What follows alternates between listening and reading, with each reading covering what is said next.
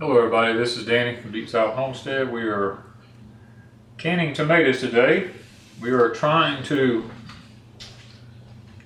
keep different varieties separate when we can so that we know what is what. The one I'm doing here is the Cherokee Purples. This is our first year to actually can the Cherokee Purples. We've always raised a few. But what we're learning is they have the big green cores in the middle of them. Something that, well, we're not a big fan of that. And you know, they were pretty tomatoes. We've been dipping them in hot water. Got them cooled off now. We're just slipping. You can see the peelings are just slipping off here. I'm dropping them in a bucket over here for the pigs. As you can see, I don't know if y'all can see that, how easy the peels just come right off of them. And then we got the tomato here, but the tomatoes have got a lot of dark green on them. I'm not a big fan of that. I guess I'm more of a traditionalist when it comes to the color of a tomato, but that's one reason we're keeping these separate. This here, they have such big white cores in them. As I cut around it, it's just got such huge white cores in it, and we don't like all that in our tomatoes. It's all that white. It just don't look like it's supposed to look to us. It might not hurt anything at all, but when you look in the pot, I'm afraid when we can them, you know, these pieces that we cut out of here, you're going to see these big white cores in them, and that's just not something we like in our tomatoes. But anyway, we're keeping this jar here, probably going to be about 1 pint jar. We're going to keep it separate. Wanda's over here doing the Amish Paste. We'll be keeping them separate because the Amish Paste seems to be the tomato for canning for us. One of the first steps after washing the tomatoes is to dip them in boiling water. We put them in the boiling water and give them 30 to 60 seconds, sometimes a minute and a half if it takes it. And when the skin starts busting, then we take them out.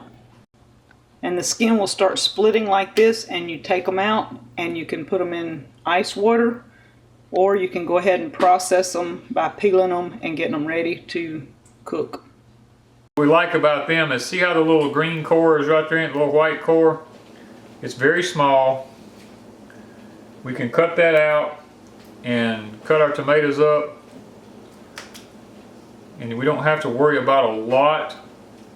Makes it very easy to cut it out of the Amish Paste. And they're not all juice. That's another thing. We don't like tomatoes that are all juice because most of our tomatoes goes for salsas and stuff like that. But we like a tomato that is mostly meat. See that? There's hardly any juice pouring out of it. I can cut it. See that? It's mostly all meat. Very small green core right there. I can take my knife and just kind of cut that little bit out. Then I can cut it up in kind of like quarters or whatever, however you want to cut it. Got another green core right there, real small. I can cut that out. And I can just start slicing it up. Makes a great tomato to use. If you're doing any kind of salsas or anything like that, it's just a good tomato. It's our go-to tomato here at Deep South Homestead.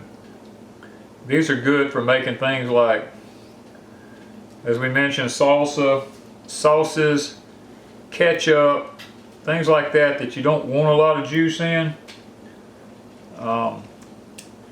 They're just mostly meat. That's what we like about them. Now, if you let them get overripe, then you're gonna have a little bit more juice in them.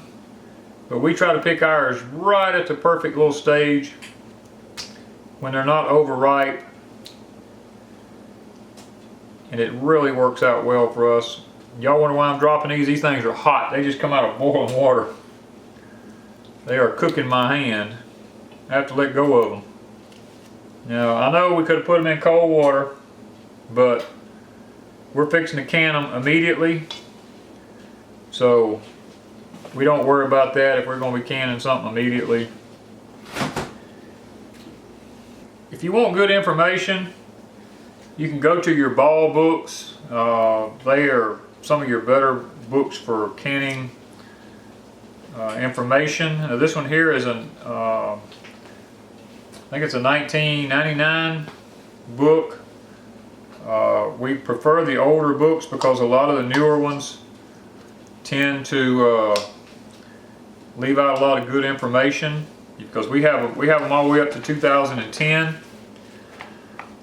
and every book has different things in it. Now, some of them have different recipes, but one thing about these books, you can open it up and it has step by step on tomatoes about how to can them, and it tells you the exact process in these books.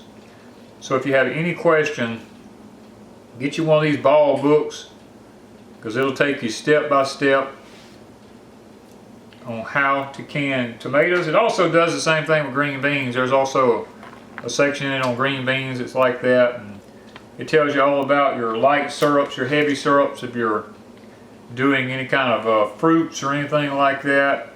It has lots of just beneficial information in it. And remember, tomatoes are an acidy fruit, so they can be water bathed. They do not have to be pressure cooked unless you add something in with them, making another dish that requires pressure canning. But tomatoes by themselves do not require pressure canning. They can be done with a water bath.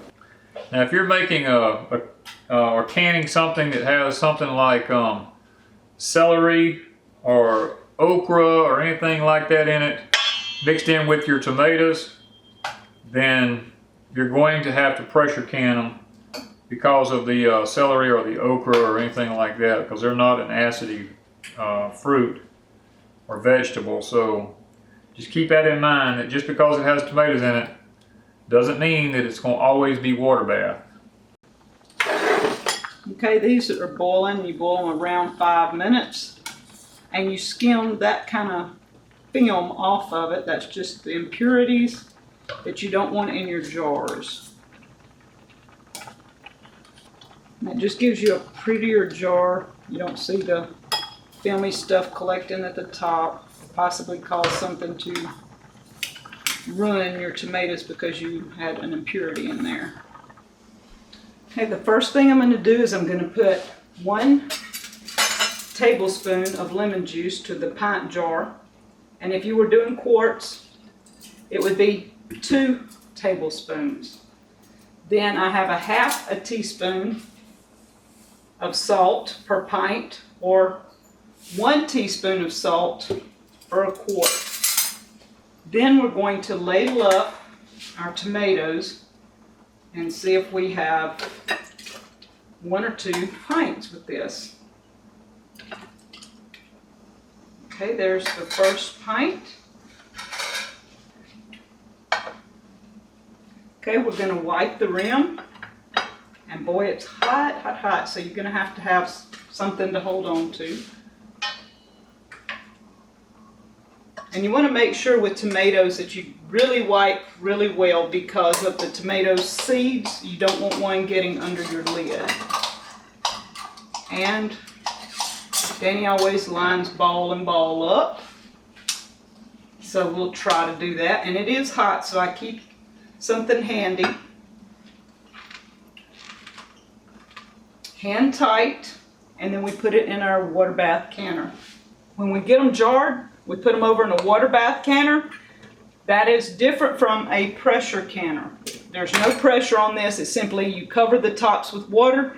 These tomatoes go 40 minutes for pints, 45 minutes for quarts. And I use this pot with pints and half pints because it doesn't take as much water, as much time to heat up. If we were doing quarts, I would use the big Granny Ware canner, water bath canner. Okay guys, these tomatoes here, the Amish Paste, another thing we like about them is they have very minimal skinning on them. I mean, you can run around the edges and there's just nothing like the other tomatoes. The bright pink is the Amish Paste. The old dark rusty red looking is the Cherokee Purples. You can tell there was a whole lot more of the Cherokee Purple than there are of the Amish Paste. This here is ready to go. We're ready to can it now. It's been 5 minutes. Half a teaspoon of non-iodized sea salt. You do not want to use iodized sea salt. And 1 tablespoon of lemon juice. Make sure, before you do anything, make sure you shake this up, because it's lemon juice and all those impurities will go to the bottom. You want 1 tablespoon and make sure it's 100% real lemon juice. In we go with our tomatoes. The reason you add lemon juice is because it also adds more acid to it. It helps in the preserving of it. Not only that, it helps to retain the color in it.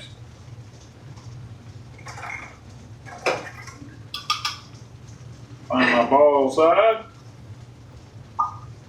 Line my lid up.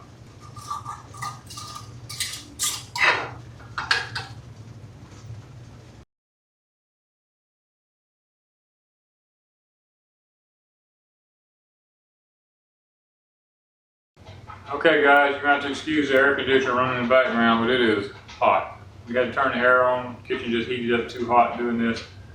We got 4 pints of the Amish Paste tomatoes. We got 2 pints of the Cherokee Purples. You can definitely look at them and see the difference in them here. These are real bright colored. This one's a dingy, almost looks like a salsa color, the way it looks like there. But that's the difference, guys. We got 6 pints of tomatoes, our first harvest, our first canning off of our tomatoes.